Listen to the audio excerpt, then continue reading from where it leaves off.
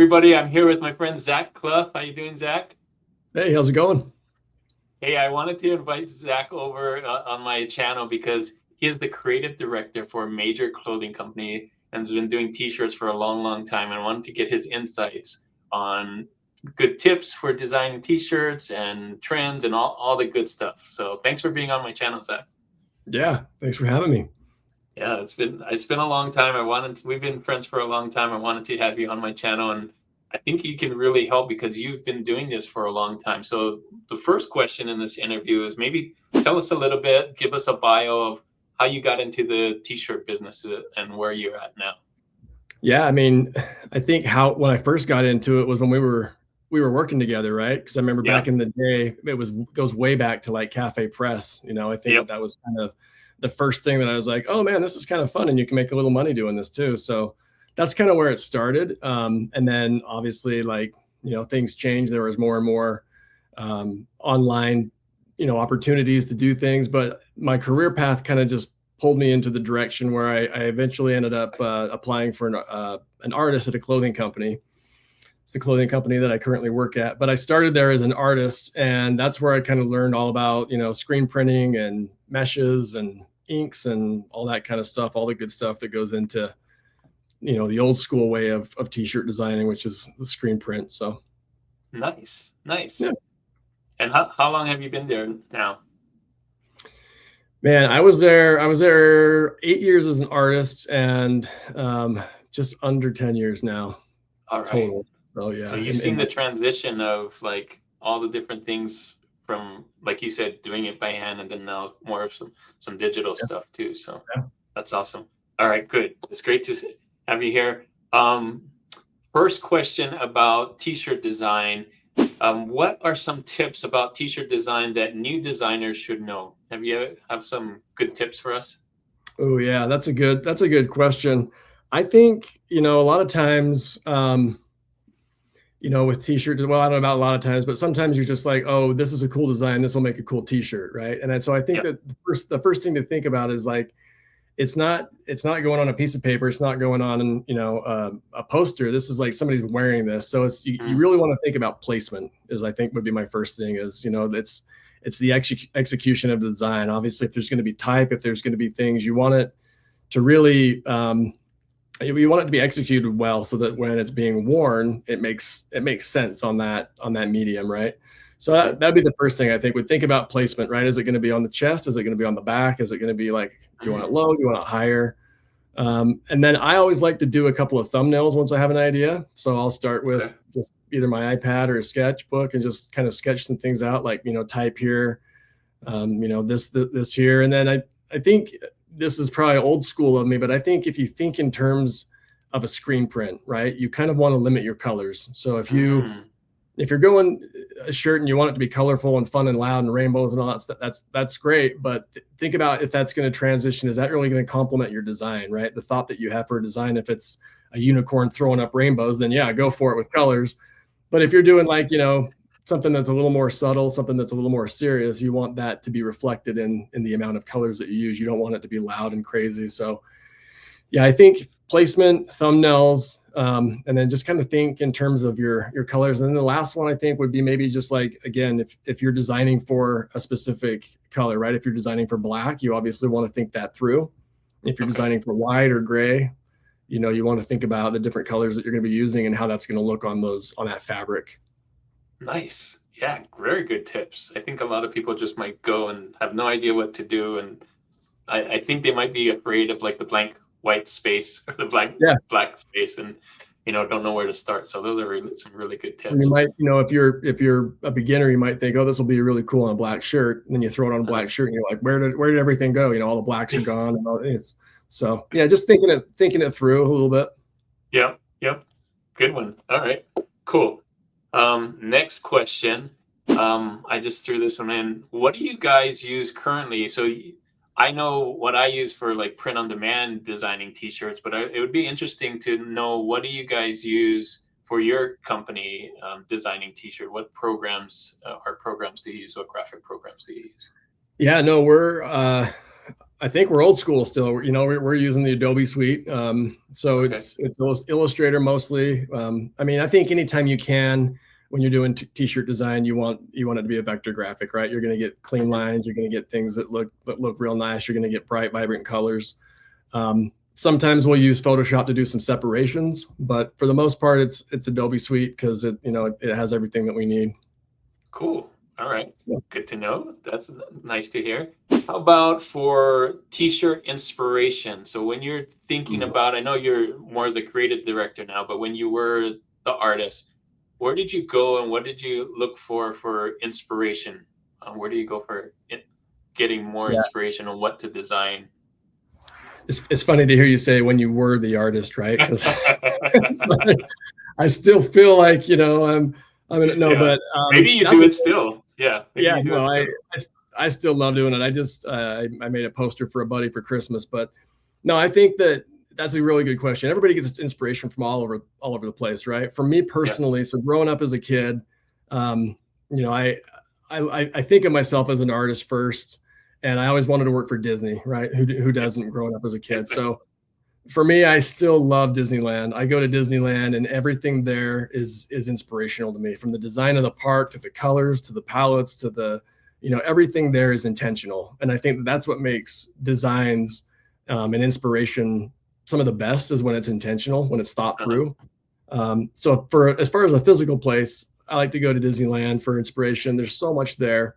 Yeah. Um, if I'm short on time and I can't make it to Disneyland, right, because I don't live in California, you can always jump online. I mean, there's so much stuff online, right? Instagram, you can find people that you really admire their work. You can follow them. You can jump on Instagram for a little bit, do it, scroll a little and find some really good stuff. So I'd say those are probably my two. If I am like just creatively feeling drained, a trip to Disneyland refills that bucket. If I Nice. just short on time, jump online and do some quick searches and see if there's something that you resonate with. That's a good excuse to go to Disneyland. Right? That's what I tell I'm my wife. drained, man. We gotta go. I need more creative direction. I'm not feeling myself. Time to go to Disneyland. Yeah, that's right. Next question. What are some of your go-to fonts? Like there's so many out there. So many. Not all of them are great for t-shirts, obviously. Like there's some Yep. really thin cursive ones that probably can't read well on t-shirt. Do you have a good go-to set of fonts that you like to use when you're designing t-shirts? Yeah, that's a really good question. So I mean, this is not just to butter you up, Juna, but Yeah. lately I've really liked some of the kind of like, Hawaii fonts, right? Like I Oh, really love, nice. like Tiki Island and a lot of the stuff that we work on where I work it's very island themed, right? So we do Okay. a lot of kind of island Hawaiian vibe, that kind of stuff. So I really like, any font that's big and bold and looks unique. I mean, you can Yeah. slap the Futura in there and, Hmm. whatever. But I think the key with a font is you really want it to match the vibe of your shirt. So if it's retro or something like that, you're going to want to use, a retro looking font. If it's an island vibe, you want to so you want the font to complement, right? You want it to complement the design. And in some Hmm. cases, the font is the design. If it's like a typography only or something like that, then you Hmm. really want to think through the font and the placement. But I think anything that's unique or that's fun, that's bold, is going to look good on a t-shirt. Again, it kind of depends on your design, but like you mentioned, you want to stay away from, a lot of the thin scripty kind of stuff, because Hmm. especially with screen print, that's going to get blown out or it's going to get missed. It's not going to translate well most of the time. Nice. I was just thinking of this. So we talked about fonts. Where do you guys go for graphics? Do you guys usually draw your own, or do you go to somewhere and get graphics yourself, like a clip art thing? Yeah, so where I work right now, there's two artists in the art department. We used to have four, then COVID happened and it went to three, and now there's just two. But Wow. they're amazing. They're super talented, and anytime they can, if they have time, they'll do it by hand, right? Wow. One of the guys who works there, he is like I don't know. He just got back from doing a tour in Mexico because he does illustrations for kids books, and so he does Wow. covers and stuff. So, he's old school, and he's like, I don't want to use clip art, right? I want to do this Hmm. myself. So if they have time, then yeah, they'll do it themselves. If they're short on time, I mean, there's Adobe stock, there are things out there. If you just need a quick palm tree or whatever, you can, they're kind of a dime a dozen, but I think Adobe stock is what we usually use. Yeah, might as well. You got the Adobe suite, so Cool. Makes sense.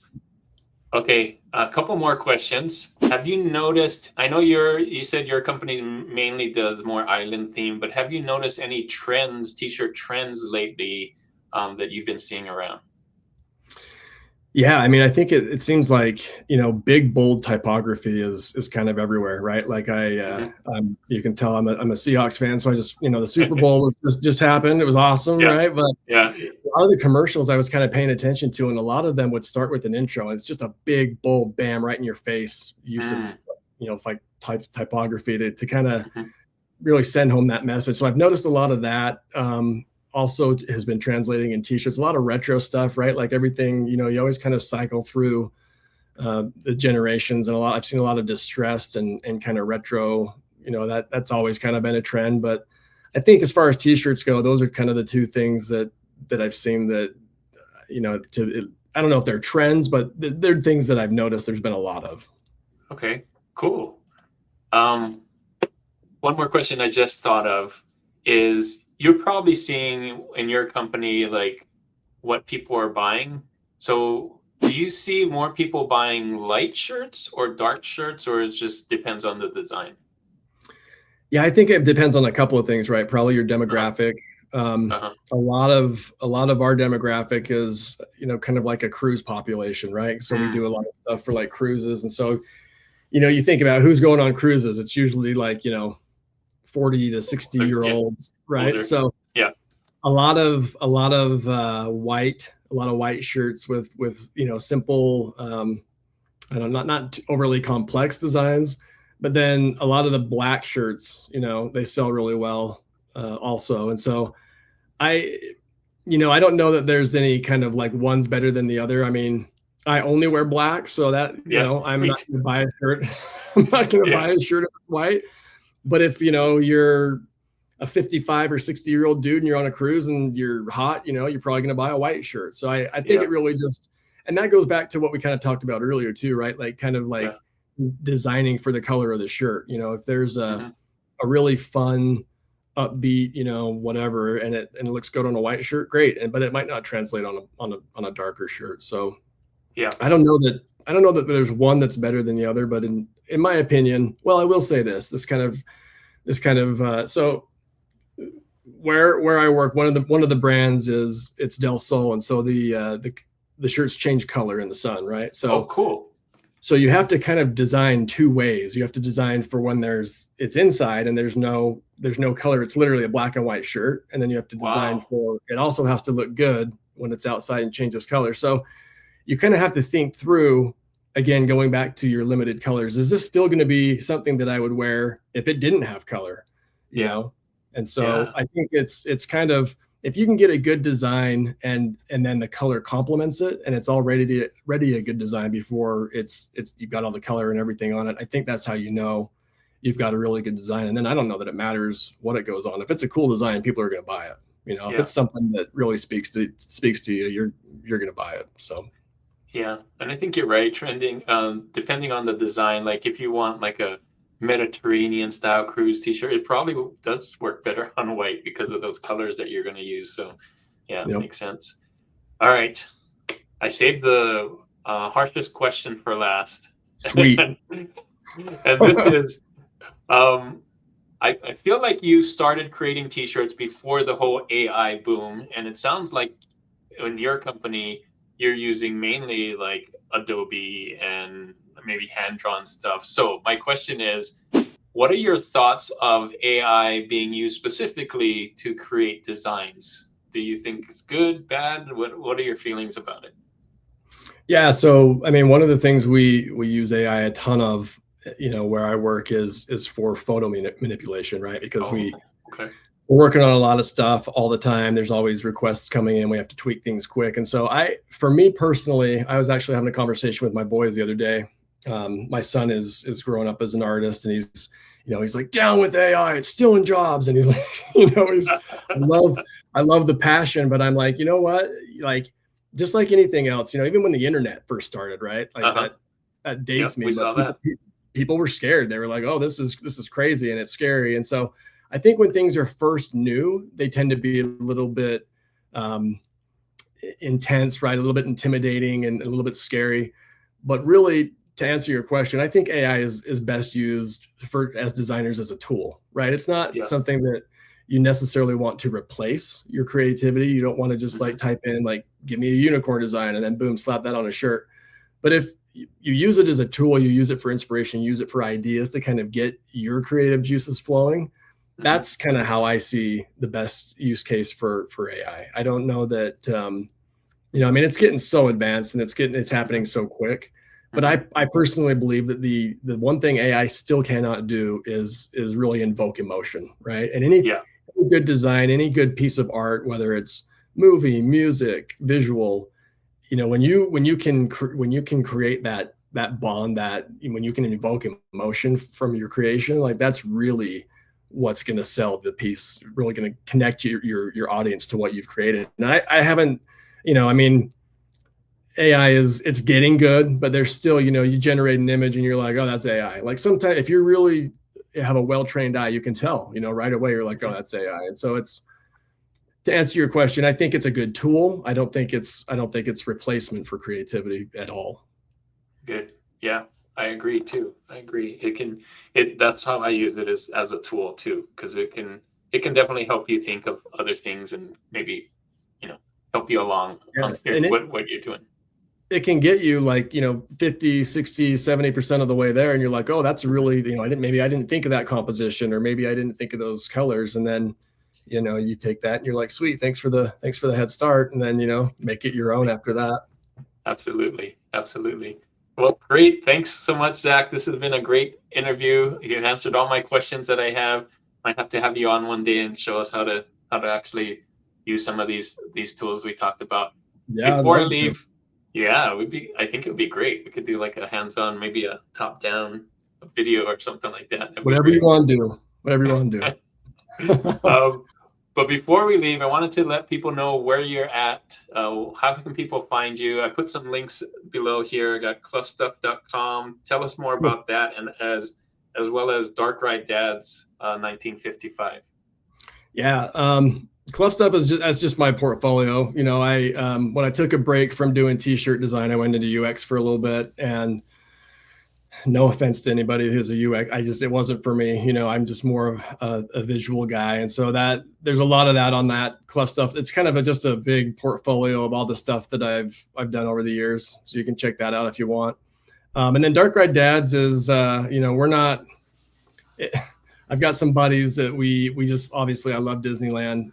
And so we've just started a little YouTube channel where we talk about Disneyland from the point of view is like, just old grumpy dads, right? Like we don't live in California. We don't get to go to the parks all the time. But when you do get to go to the parks, what's the best way to maximize your time? What are the things you got to try to eat? And just, Yeah. So it's just a silly, funny thing. If you like Disneyland and you like listening to, people complain about things, then you might like it. And it's very funny. You guys have good banter. So yeah, I've been on there. I think I've been on there a couple times, or at least we've had you on. You got to go check it out. Juna came on, and as long as I've known you, Juna, you've been a foodie. I respect Juna's food opinions, right? I don't know if there's anything that you haven't tried or won't try. Trying new stuff all the time. Yeah. In fact, most of our vacation trips are because of food. I love it. Go to Las Vegas for the food. Go to Singapore for the food. Go to wherever. Right. Wherever there's good food. Juna's been there, I'm sure.